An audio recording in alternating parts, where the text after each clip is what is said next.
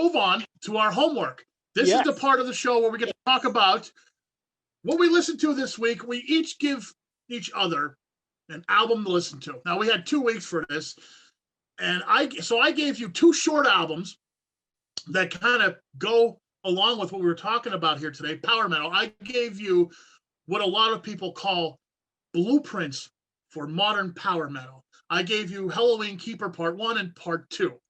So we should start with you because we're still talking power metal. Yeah, sure. And then we'll get to what you gave me, which was Kansas Somewhere to Elsewhere. So let's start with you. So tell me about Helloween.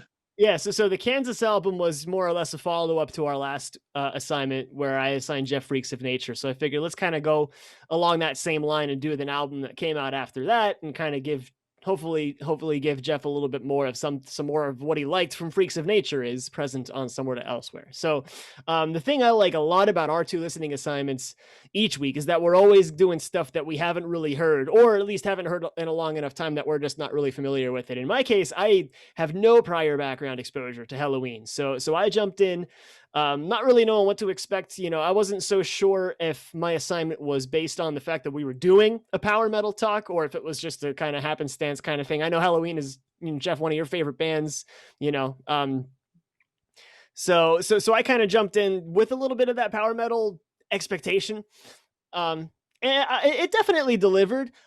Truth be told, I didn't totally love it. I wasn't as impressed as I thought I was going to be by it. I guess I kind of set the bar high for myself in my head.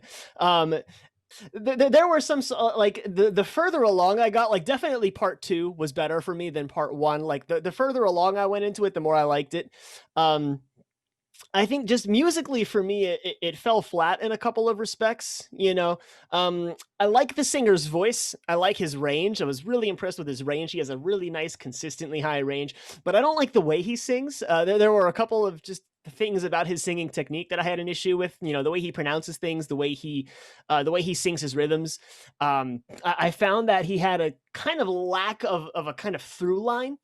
I kind of felt like every note was placed and it sounded like kind of muscled and forced, and it just didn't appeal to me vocally. Can I tell you why? Sure. Go ahead. Let me stop you and tell you why he sings like that on those 2 albums. He was singing, from what I remember, now I could be wrong, but I'm pretty sure, at least on the first one, he was singing English phonetically. Is English not his first language? No, they're a German band. Oh, okay. I didn't know that. Yeah. Okay. Oh, yeah. They're from Hamburg, Germany. He was 18 when they recorded the first Part 1. Oh, and wow. I'm pretty sure he didn't know English. He knows it now. Well, that perfectly explains how he sang it. In that case, it's commendable. It's a job well done. Yeah. It sounds like perfect English. He's pronouncing everything correctly. Lyrically, I didn't feel like it delivered too much for me either. I was kind of trying to key it. I know lyrics are never really my thing, but I was trying to kind of key it. I figured there was some kind of overarching concept behind the whole thing. And that of course, also wasn't true. Each song was kind of a standalone thing. Some of the songs came off as a bit generic. It's like, I've kind of heard this before, things like this before, and I'm just not super all about it. Like I said, there were a couple of songs that maybe go, ooh, yeah, this part's really nice. I remember there's a song about eagles, like the eye of the eagle or eagle something. Eagle Fly Free. Eagle Fly, yeah. So that one was really cool. I really enjoyed that one. That was kind of where the album started to turn around for me, and the songs that followed after that were a lot better. Generally speaking. I didn't care too much for the longer stuff, like Helloween and Keeper itself, the title track. I saw the runtimes and thinking, oh, cool, this is like a 13-minute song. It's going to be this big epic journey, and kind of wasn't for me. It kind of felt like it was just kind of like a collection of a few different song ideas, and kind of like, all right, I'm going to hear this, this meat and potatoes part of the song twice, and then there's like a couple of bits of like spoken text toward the end of Keeper itself, and like the demon falling back into earth, and I was expecting more give me like really evocative imagery, and it really didn't do that for me, so I was kind of disappointed by it. I mean, like I said, the musicianship is great, the playing is really good, the drummer is tight, the guitar players are tight. There's I think it might have been in that Eagle song, there was like this really cool like bass flourish feature where like there's all this like crazy bass playing that was really, really technical and really fun. And there were a lot of moments like that, like little kind of interspersed musical moments that kind of caught my fancy. And I was like, oh, okay. It's definitely not something I'm going to revisit. I know Helloween is one of those bands where like not all their albums stylistically they vary greatly. So I'm definitely curious to see like what else they have to offer. So if there are more assignments you have for me in the future, I'll gladly take them on. But I really don't think I'm going to revisit Keeper. I mean, I liked it. I listened to it start to finish. I mean, I skipped like the remix tracks and stuff like that because it's like, all right, I already heard this song. So, oh yeah, but yeah, I gave it an ear, and I liked it. You know, I would give it maybe like a 6 out of 10 if I had to like review it. But that's just my particular tastes. You know, I was comparing it to like the more grandiose symphonic stuff of what I was expecting from something like Rhapsody or Nightwish, and I didn't quite get that. But now understanding the background and context of this is like one of like the prototypical power metal albums before all that stuff came, it definitely commands a lot more respect on that front of like, all right, it's kind of the first of its kind, and it served as a really good template for acts that would follow in the future. Yeah, and that's how you have to look at it. You have to look at it through that lens, especially with you. And we talked about this before, kind of like you start off when you're listening to something like you start off with Rhapsody and then you went backwards, you know. So if you start off with Rhapsody, you see what it is now. Okay, you see that genre how it is now. Yeah, kind going back to see how simple it was. It's the same kind of thing when we talked about like prog rock. Like you're starting at the top, you know, at the modern part with Dream Theater, and you go back and listen to Rush, you know. But you gotta always realize like there's parts of Rush that Dream Theater uses, just like there's parts of like Rhapsody and Dragon Force and Camelot. These parts that originated with Keeper Part 1 and Part 2. And you say Part 2 is better, and I agree. I love Part 2 way more than I like Part 1. It may be because that's the first thing I've ever heard by Helloween was Part 2. But I could totally understand going back now, hearing it for the first time, thinking, well, okay, it's all right. Yeah. You know, because, you know, it's just all these other bands just kind of built on that structure. You know, like Eagle Fly Free is your prototypical power metal song. It's so fast, and there's all this, you know, these breaks, and there's a drum break, and there's a bass break, all this crazy stuff, soaring vocals, you know, and all I also really enjoyed March of Time. That was another one that had a really nice chorus that I thought was really, really catchy. Well, here's a cool thing about March of Time. If you want to see something really impressive, again, Michael Kiske, the singer, was 19 when he recorded that. There's a recording of him. I'll send it to you. Singing it like 3 years ago at an outdoor festival, and I'm telling you, man, he's hitting all the notes still. That's awesome. You know, very cool. 30 years later or whatever, you know, the guy can still sing. It's high singing. It's some of the highest I've ever heard. Yeah.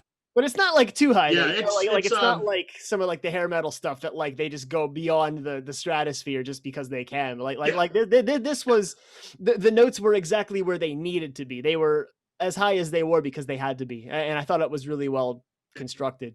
Yeah, and this is one of those cases where I can kind of tell that these guys aren't properly classically trained because there's a lot of like, you know, harmonies like in the twin leads and in some of the vocal multi-tracks.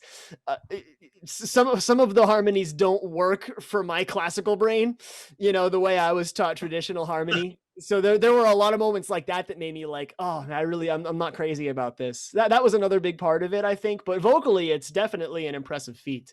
There's definitely a lot to be heard on this album. I think pretty much what you just said to me is exactly how I thought you were going to feel about it.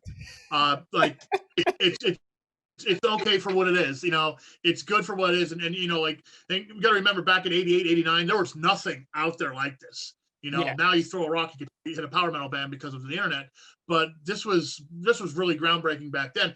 But I could see now, I knew it exactly. Your reaction was going to be almost exactly how I thought it was going to be, which is fine. I expected that. But you know, it's like this was a perfect chance.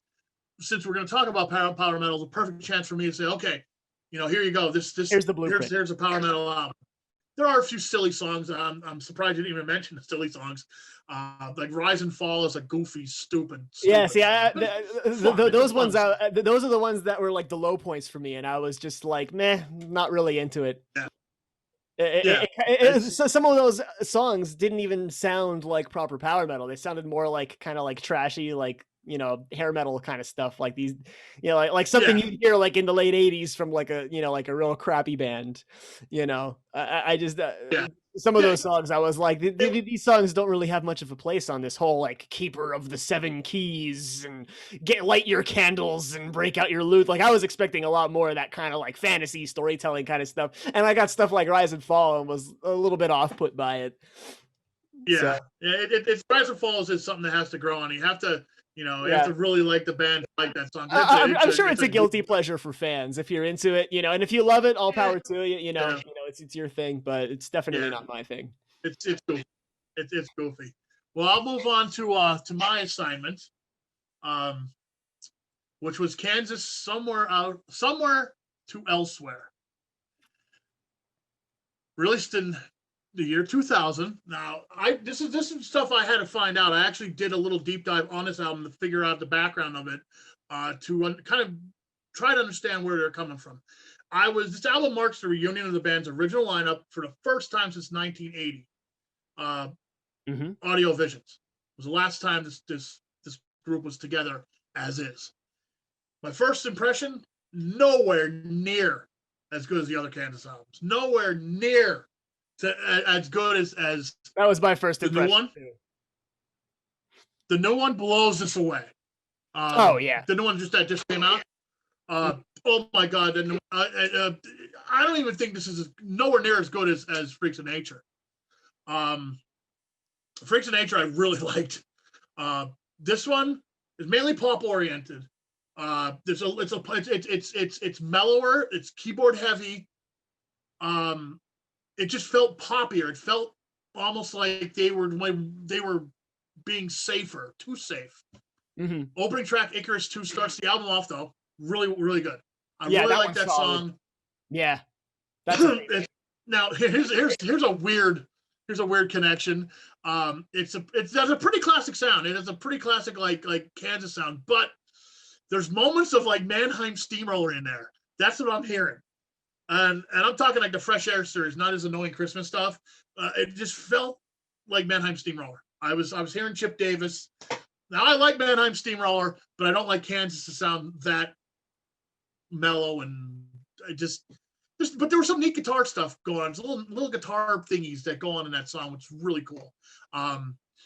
So I like that one. Grand Finale was cool, fun play. It was a fun plan with a good, decent, like different kind of groove to it. Distant Vision was probably my favorite song. That reminded me of like classic Kansas more so than anything else, really. But I'm still surprised to know this was a reunion album because it seemed that this album misses the mark more than it impresses me. And there's this weird hidden track at the end too.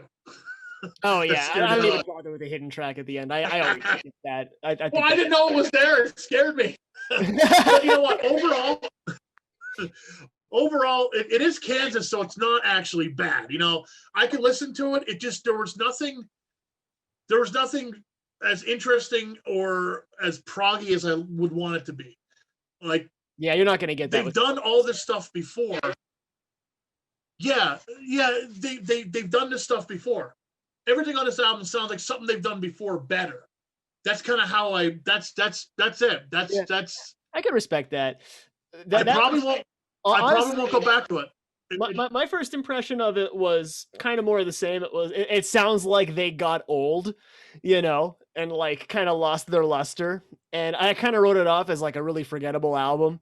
And I was talking with my teacher, the late great Matt Magasco, who was a big fan of this album, surprisingly enough. And I remember, you know, we were talking about Kansas albums, you know, the one day, and he got into it, and he was like talking, like he was like doing this whole big thing about how he really likes Somewhere to Elsewhere, and he thinks it's really cool, and it's got a lot of really great moments in it, you know. And Kerry Livgren, of course, the original writer for all their 70s stuff, like wrote the whole album, and it's really, really deep and thoughtful. And I remember sitting there and kind of talking to him, thinking like, I don't really remember much of that album. I thought it was kind of a kind of dead, dry, forgetful kind of thing compared to their more colorful stuff.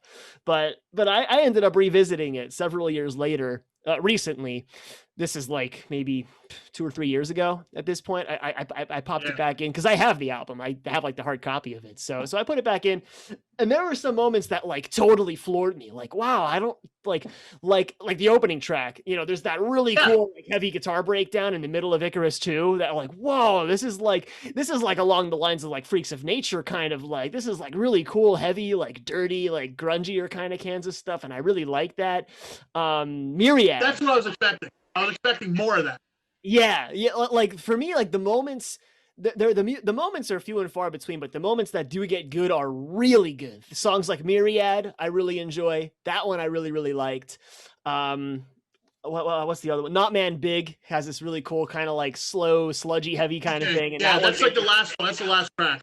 Yeah, that one I really like. Aside from that was pretty good. I really don't like the rest of the album at all. And I actually I forget who that guest singer is on Grand Finale, but I'm really not a fan.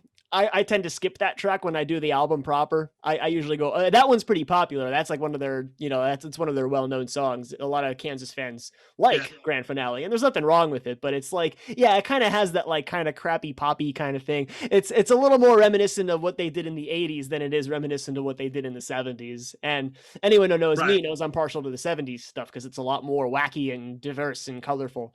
And the 80s stuff, they went for a lot more of a kind of pop thing, which is fine because they have a lot of great songs that they wrote in the 80s, and a lot of fans kind of attached to that whole decade and that output from Audio Visions on. For me, I did all of those albums once and that was it. I was like, nah, going back to the 70s stuff. Let me put in Point of No Return. Let me do Left Overture. Let me do the self-title. Even the self-title has amazing content on it. Death of Mother Nature and like all this. Anyway, but yeah, for me, like I wanted to see what you thought of it because there are moments that are pretty reminiscent of Freaks in Nature, and I was hoping you'd get a little more from it. And if nothing else, it's like, hey, it's another Kansas album that you probably haven't heard all of, if any of it. No, it's different. I've never heard that album before. Now, I'll say this though again about Freaks of Nature. I'll go back to that. I probably won't revisit this. Now, you're right. There are some parts in this album where I was like, "Ooh, that's cool. Ooh, this is great." But some moments are awesome, but those are scattered pretty. Overall, it's too mellow. Overall, it's just too mellow for me. I think it's really low key. And when I compare it to Freaks of Nature, which is did that come out? That was the one before? Yeah. Freaks of Nature was 95, and then Somewhere Else Where it was 2000. And then nothing until Prelude Implicit in 2016. And that's what I was comparing it to. Compared to those two albums. Yeah, don't compare it to the Kansas albums I've listened to. The newer stuff blows it out of the water. That's all I got, man.